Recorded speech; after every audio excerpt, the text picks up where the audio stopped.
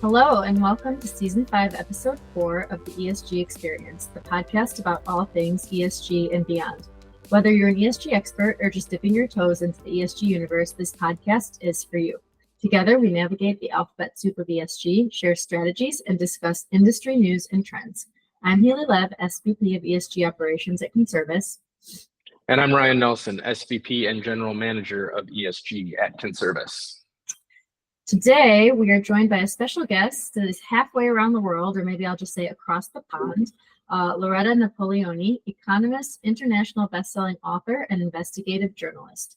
She is a Fulbright Scholar at Johns Hopkins University and the London School of Economics, and in the early 1980s, she began her professional career as an economist in Hungary, Russia, and the City of London. Amongst her many achievements, Napoleoni served as chairman of the Countering Terrorism Financing Group of Club de Madrid, lectured at the Judge Business School in Cambridge on business ethics, was a TED and TEDx speaker, and sat on the board of the Journalism Fund Europe for financing investigative and independent journalism. If that is not enough, she's also a commentator for BBC, Sky, CNN, and many other media outlets. She's the author of several international bestsellers, including Rogue Economics, Maonomics, and Terror Nation. When do you have time to do anything else? When do you eat? Exactly. I didn't have time for many years. You know, I also had two children, so it was hectic. Yes.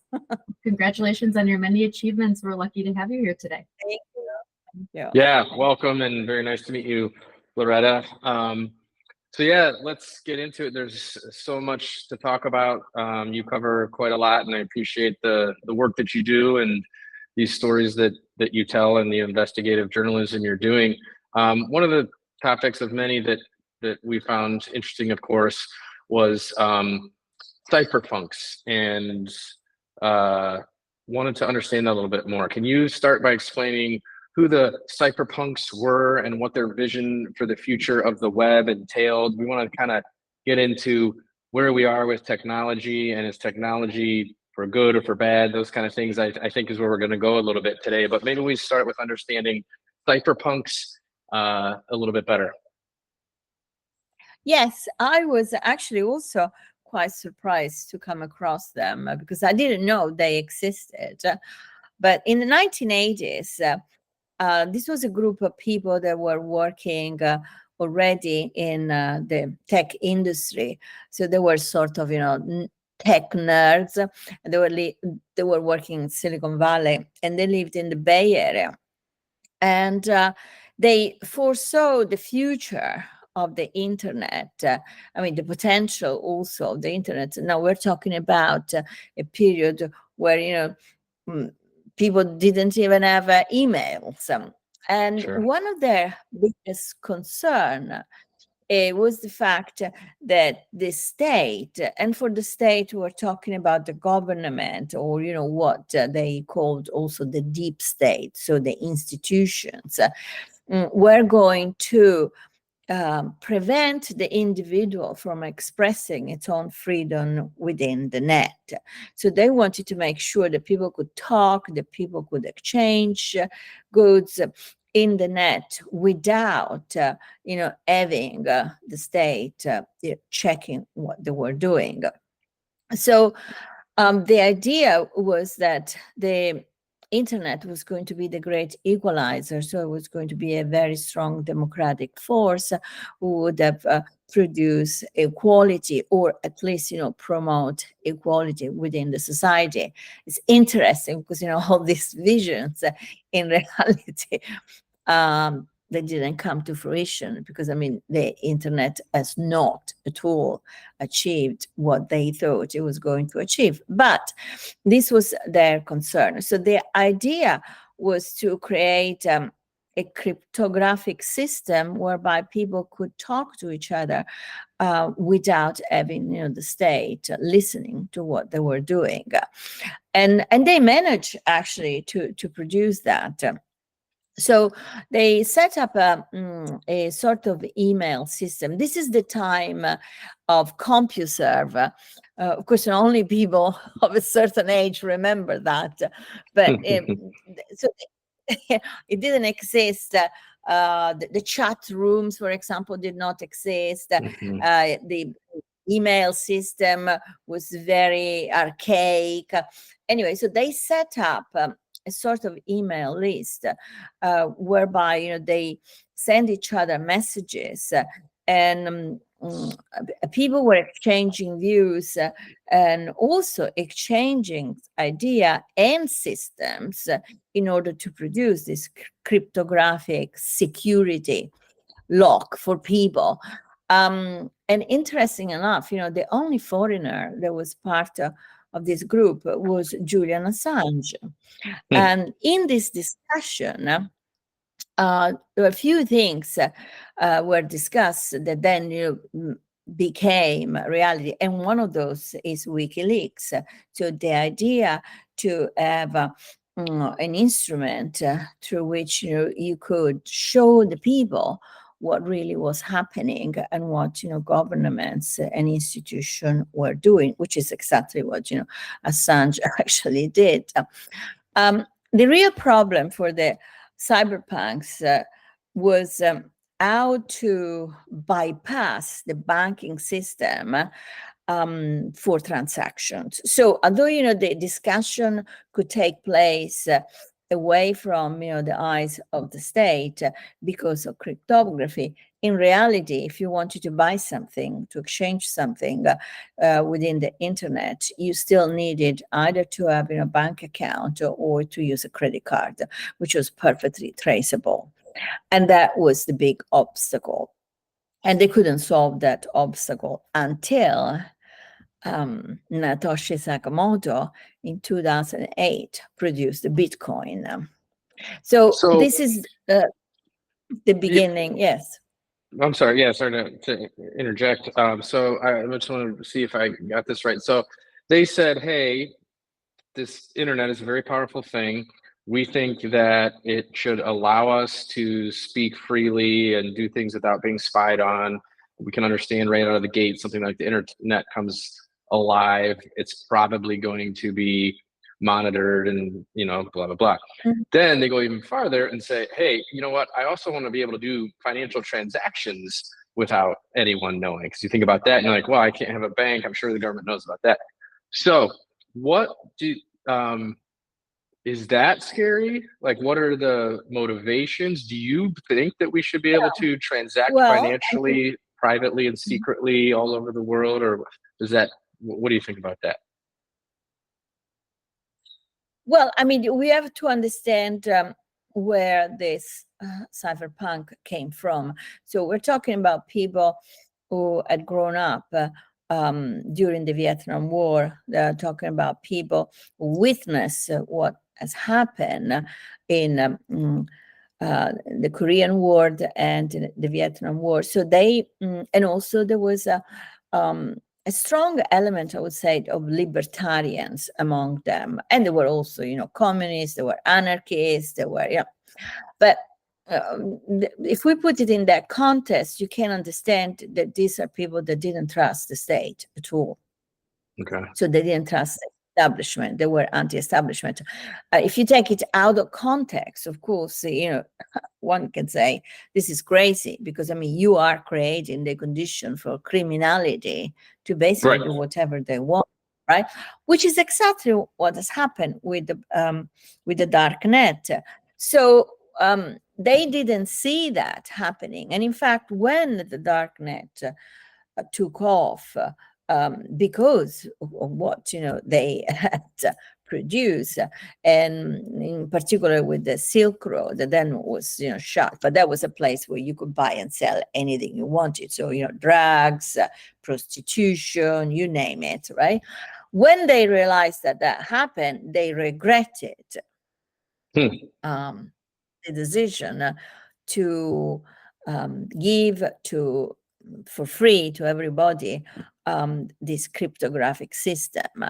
But I think it's very interesting, this point, because although they predicted the growth of the internet that was going to change our life, which it did, they fail in isolating the positive and the negative completely. So talking about information, talking about WikiLeaks, for example, I do believe that the possibility to show people what is happening in the world is very powerful, but you have to be careful.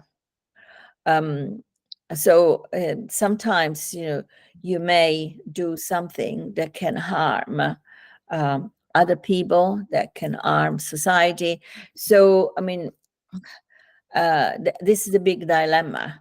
I mean, who is mature enough and who is responsible enough for choosing what should be put out there and what should not be put out there. And you I mentioned, mean, I'll give you an example about that. Sorry. no, go ahead. I just thought to understand what I'm saying, I'll give you an example.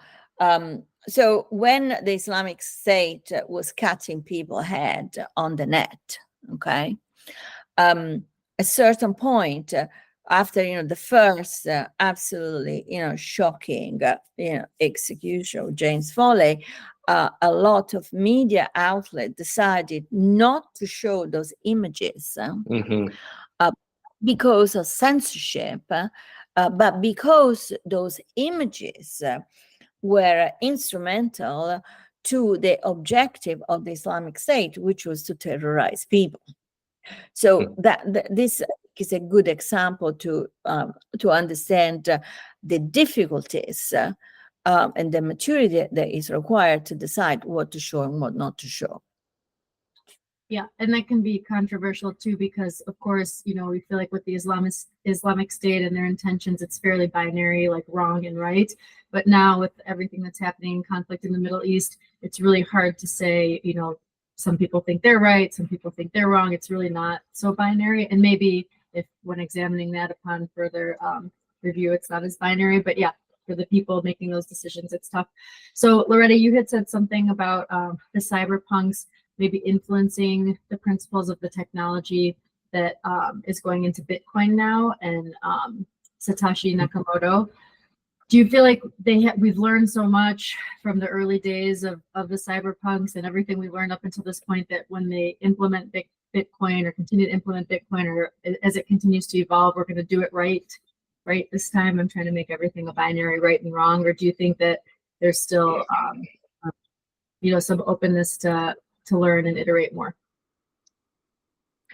Well, I think I think the internet is like anything, any technological or any progress of society. There is a negative and there is the positive. I mean, the Industrial Revolution was fantastic because it clothed people and gave the opportunity to people to buy cloth that they couldn't buy before, because of course it was not produced at industrial level, but at the same time, it was the system was based upon exploitation of the weak, including children. One could say the same story about the rise to power of China. I mean, China has lifted hundreds of millions of people from poverty and even starvation, and the price paid was an industrialization which was based upon exploitation. So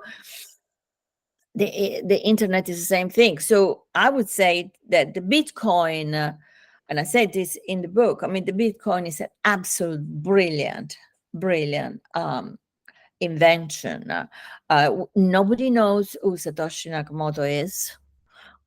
We don't know if he was a member of That's wild. Cypherpunks, which is also absolute. I mean, to me, the simple fact that he or she or they have not revealed their identity is almost a gift. Meaning, here you are. It's a system, it's a software, it's approachable by everybody. Everybody can do whatever they want with it. Is also perfectly traceable. So it's not true that Bitcoin is the cryptocurrency of criminality. At the beginning, for sure it was, because nobody knew what it was. And, crime always arrives before anybody else. But then it became clear that through the blockchain, you can trace every single transaction in real time. So in the end, the Bitcoin as is constructed is actually very safe and very clear, very accessible to see to everybody. So, but that doesn't mean that all the cryptocurrencies are like the Bitcoin. I mean, there's a vast variety of cryptocurrencies today, and most of them are actually a fraud. Now, the issue, and I talk actually in the book about a couple of these fraud, including FTX, the exchange created by Sunk Bank on right, who ended up now in jail, being one of the biggest frauds that we have had in the cryptocurrencies, and yet the guy was super popular when nobody knew what he was doing. He was the largest donor to the Democratic Party, also at a certain point. So I think it's very difficult for the individual to navigate this reality, because everything is super complex, but also everything changes so quickly. And to a certain extent, this is why I wrote the book, because I wanted to understand myself what is happening. But having said that, it's not impossible, because it's not such a complicated system. You just have to have the patience to understand how the world is changing because of technology. I mean, it's not only changing because we can use our phone, or now we can talk to each other from the other side of the world, but it's also complex and changing because the way the money, the concept of money doesn't exist anymore as it did before. Everything is as a new dimension. Yeah, the way that I try and like sleep at night or process all this or whatever is that it's we're doing it to ourselves as humans, right? So it's kind of like, well, what if we have this power, or what if we have this power, or we need to keep this out of these people's hands, or whatever it is. Yeah, sure, we do, but it's not like there's some evil force that's making us do it. We're just making these decisions. So it's kind of like, hey, if we create the internet, will you do good or will you do bad with it? I don't know. I guess we're going to do it anyway, and then we're going to find out, how are we going to do with this thing? It's a strategy not to show the videos of the executions because we think that helps the bad cause. But should we also just be 100% transparent about how we are in this world and the things that we do and what we're doing? Yeah, I agree. Well, there are other platforms. Very difficult. There are completely other platforms that enable that, where the ISISes of the world, the other terrorists of the world do post their content because that's their thing, is that anything and everything you can post. They're going to censor nothing. It's for everyone. So there are places that do that. I think it's just a difference in each platform and how they want to be perceived, and their brand and their image and their ethics and their morals, but those definitely exist. Yeah, you can't stop it anyway, even if you wanted to. But yes, exactly. But I don't think, I don't think that the internet, I don't think that technology is changing the way people communicate with each other. In the 1960s, 1970s, terrorist organizations communicate with each other without the internet, and also, sure, recruited people without the internet, and did propaganda without the internet. So, the truth is that the internet has not changed the way we interact as human beings and as society or tribe, members of tribe, with each other. It just has produced an additional complexity in our relations. So again, going back to, I mean, the area that I know most, which is terrorism. So, we saw English, British girls being recruited through the internet, and then, going to the Islamic State in order to become the brides of, the warriors, and then the widows of the martyrs, and blah, blah, blah. But it's not the internet that has created this. It's, the recruitment. And there was always that kind of recruitment. So you would lure women into the various organizations using different tactics. In the case of the Islamic State, it was, the idea of becoming, the wife of the martyr, or the future martyr. But, the Red Brigades recruited people using individuals that seduced them. I mean, that happened to my, the reason why I became an expert on terrorism and I work on terrorism, because, my childhood friend, she became a member of the Red Brigades, and she did because, a member of the Red Brigades seduced her. His job was to seduce the women and bring them in. So what's the difference? The difference is the means of communication, which of course today allows somebody sitting, I don't know, in Pakistan to seduce somebody sitting in Birmingham. But the principle is the same. Right. Yeah, I think communication always existed. A lot of these tools are just facilitating new ways of doing things that we're going to do anyway, which, that makes things happen more quickly and at scale and things like that we have to deal with. So yeah, so no, very interesting topics, and the idea of, what the cypherpunks had laid out, and they were doing it to be anti-establishment. And yeah, the whole thing kind of got spun around. So kind of as we wrap up this chat, what is your thought, like looking ahead, like where are we now? We've got, I mean, climate change is the top of the list. AI is top of the list. Well, which one's going to be the end of the world if either of them? Is it going to be the robots, or is it going to be the climate change, or the robots going to fix climate change, or what is your day-to-day point on these things?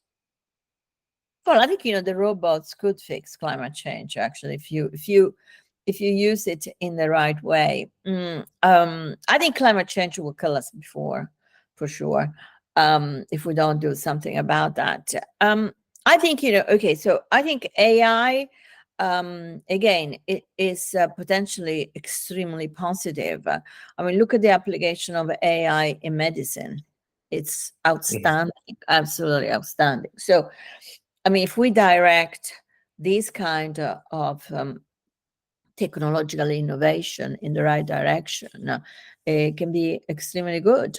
I mean, we can't live in space because our body, will not survive, because biologically we're linked to the Earth. Notwithstanding what Elon Musk tells us. I knew that was going to come up. Well, I mean, without gravity. Without also the rotation of the Earth, our body degenerates very, very quickly. And this is why, we haven't had deep space travel. And this is why the astronaut experiences only be in the low Earth orbit, because this is where you still have certain kind of gravity. And for a short period of time, maximum, I mean, I think, the limit has been 1 year, but in this year, to mitigate the deterioration produced by the absence of full gravity, they have to do very strenuous exercise. And anyway, it's a long story. It's all in the book. But we can actually go into space using robots, because the robots, sure, they're not made. They're not biological limit. And so we could, for example, mine asteroids. We could do a lot in space. that could be beneficial for us. We could also use we can build solar plants. The Chinese are doing that in the low Earth orbit, and then they can harness the sun rays up there and then bring it down. So, I mean, the technology is there.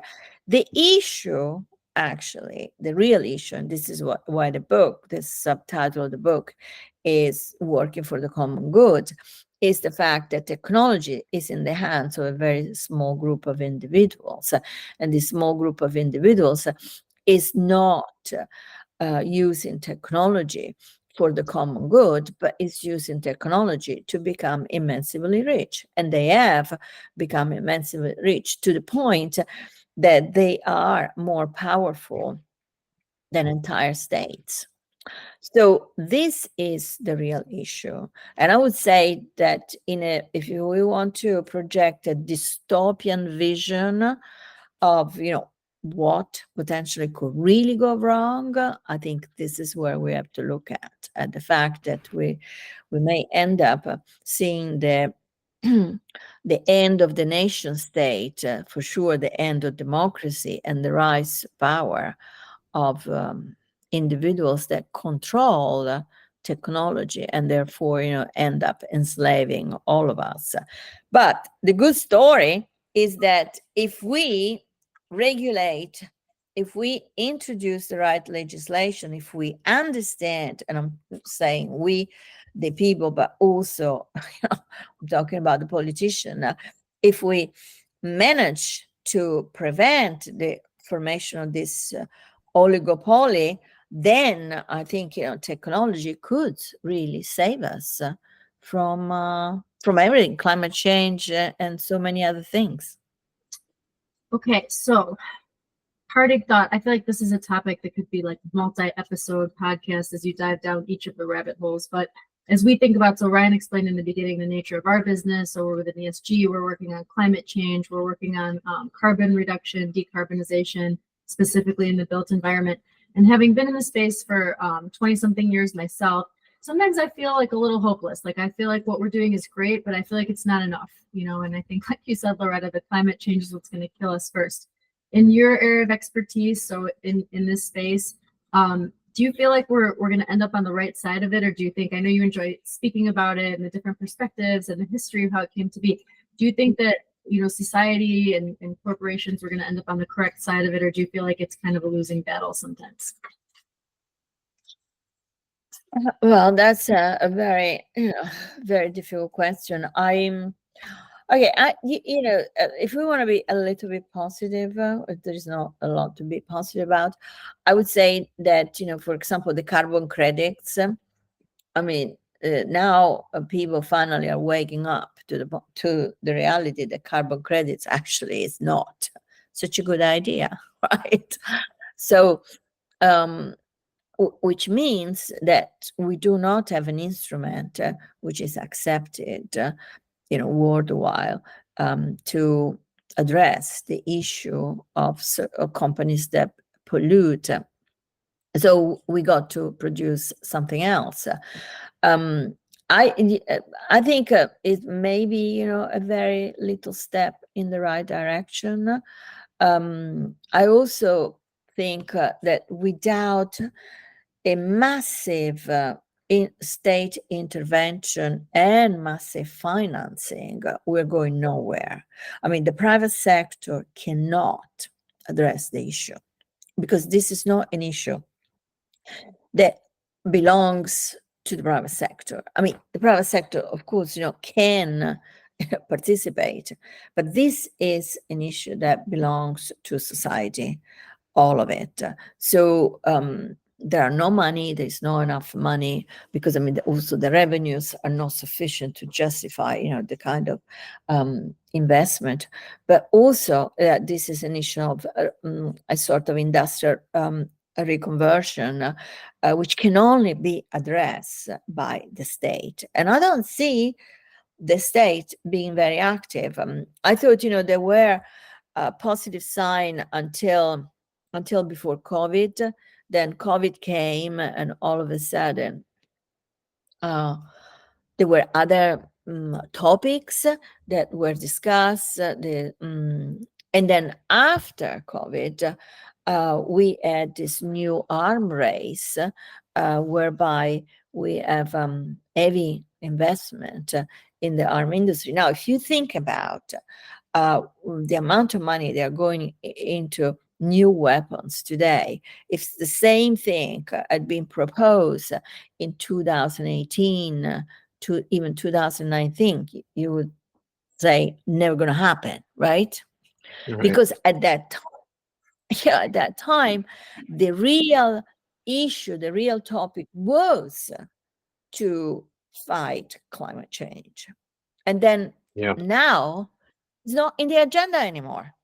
So, I mean, we are in a situation where we are at 1.5 Celsius over the limit, which was something that, we were not supposed to reach. Sure. That was the maximum. And we have it now, which is 10 years earlier. And I can tell you that, you are in the US, so you're experiencing the same thing that we're experiencing in Europe. I mean, it is unbearable. The summers become unbearable. So people can feel the impact. And yet, if you look at the agendas of the G7, the G20, so the topic is not there anymore. Not at all. Yeah. So we have the tools. We're kind of suggesting we have the tools, we have the technology, and we're not pointing it at the right things. And I definitely, want to mention your book talking about the tech titans, and they've kind of hijacked the technology, and we might not be using it in the right place. So congratulations again on the book. I haven't read it yet. I'm planning to. Techno-Capitalism: The Rise of the New Robber Barons and the Fight for the Common Good. Just came out in April, it looks like. Published in April, I think. So yeah, congratulations on that. And thank you so much for some of the insight on it today. I think that kind of leaves us hanging on the edge. Okay, thank you very much. We appreciate it. So this has been another exciting episode of the ESG Experience podcast. Thank you for listening. If you enjoyed your time with us, make sure to subscribe on your favorite podcast directory. There's a new episode every month. We appreciate our loyal subscribers for continuing to support and listen to our podcast. And if you want to continue the conversation between episodes, follow us on your favorite social media channel at #ESG Experience. Thanks again, Loretta. Nice to meet you. Thanks, Loretta. Thanks, everyone. Thank you. Bye. Bye-bye.